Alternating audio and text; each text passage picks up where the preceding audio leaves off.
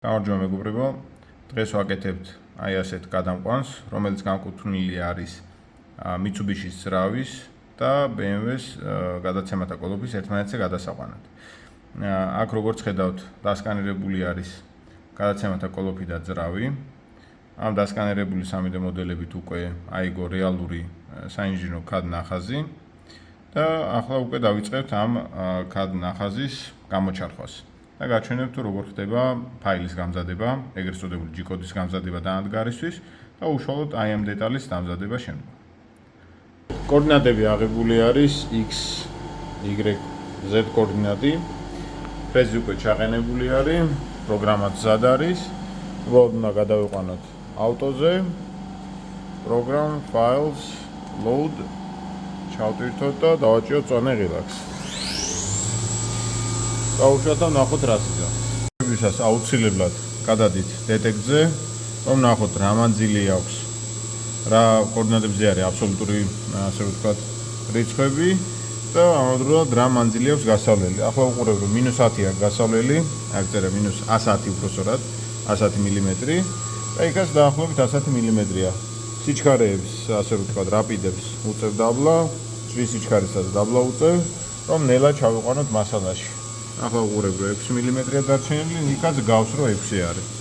-4-ზე ჩავაგიდებ და ნელა ხმაც უჩდება. ამ ეგრე უნდა იყოს, ყველაფერი კარგად არის, უკვე შეგვიძლია სიჩქარეების მომატება.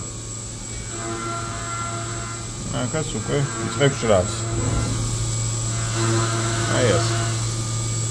მოკლედ ამგვარად ეშვება პირველად ფაილი. მაინც რომ ყველაფერი უსაფრთხოდ იყოს. რაც არ უნდა იყოს ნაამდგარი ძვირადღირებულია და არავის არ უნდა შპინდელი რომ დააზიანოს. მით უმეტეს, ოდესაც ეს ნაამდგარი შენი არის.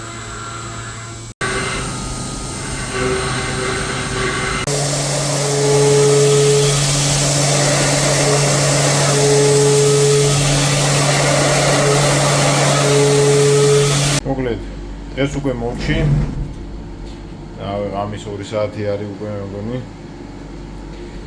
აი ასე მდგომარეობაში არის, ანუ ძირითადი უხეში, ანუ რაფინგ დამუშავება რაც არის, ყველაფერი უკვე ამოღებული არის.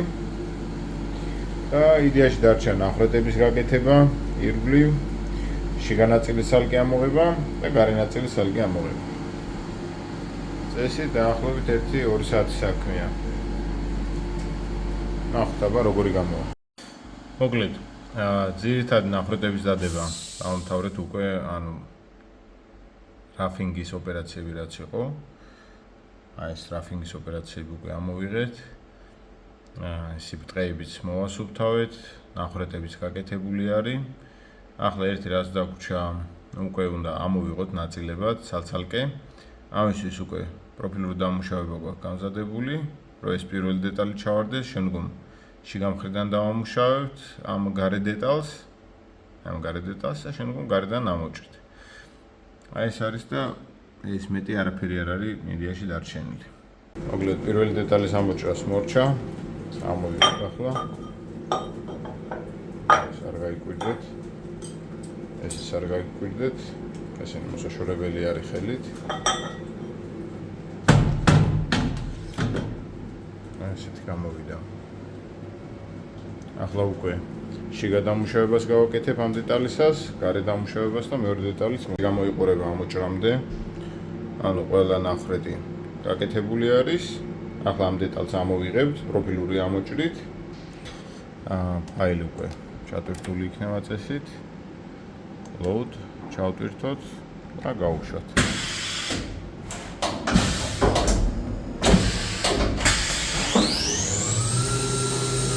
მეორე დეტალის დასრულებული არის, გარეთ შემოჭრა. უკვე შეგვიძლია დეტალის ამოღება. ამგვარად გამოიყურება. ნახეთ აბა. ეს პირველი დეტალი. თუ მეორე უბრალოდ.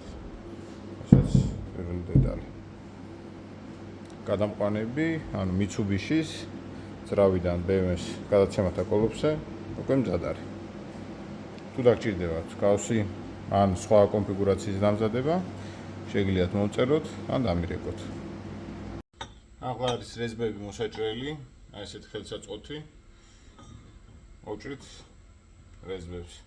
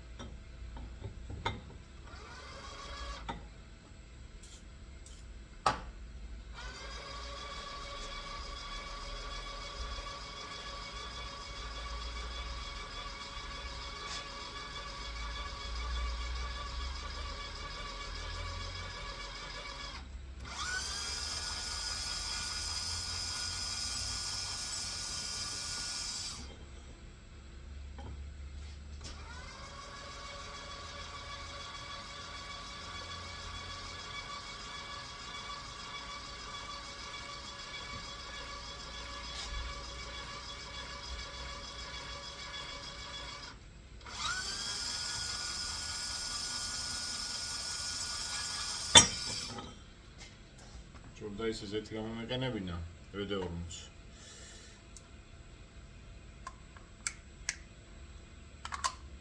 ზეთი პროფექტურად მუშაობს ასეთ შემთხვევაში.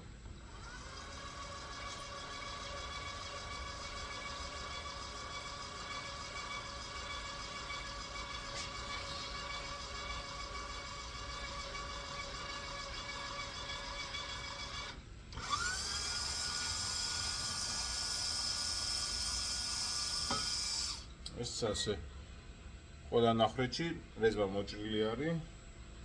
ახლა ამ თავებს დავუკონუსებ ოდნავ, შედარებით მარტივად რო წავიდეს ვოლტი მიმართველივით. აი ასეთი ხელსაწყოსავით არის სვერლა, რომელიც ასე დამგვარად თავaks ცოტათი აკონუსებს. ვოლტიც თავისუფლად წავა, მიმართველის ფუნქციასაც ასრულებს, ასე რომ ვთქვათ.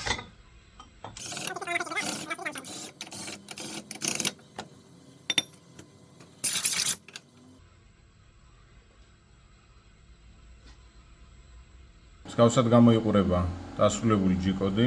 დაახლოებით აი ამდენი ოპერაცია დაჭირდა. ორივე დეტალი ამოჭრილი არის. და თუ დაგაინტერესებთ თუ როგორ უნდა დააგენერიროთ მსგავსი ტიპის G-კოდი თქვენ ჩარხისთვის და როგორ გამზადოთ პოსტპროცესორი, შეგიძლიათ ეს ყველაფერი მკითხოთ კომენტარებში და შემდგომ დაგეხმარებით.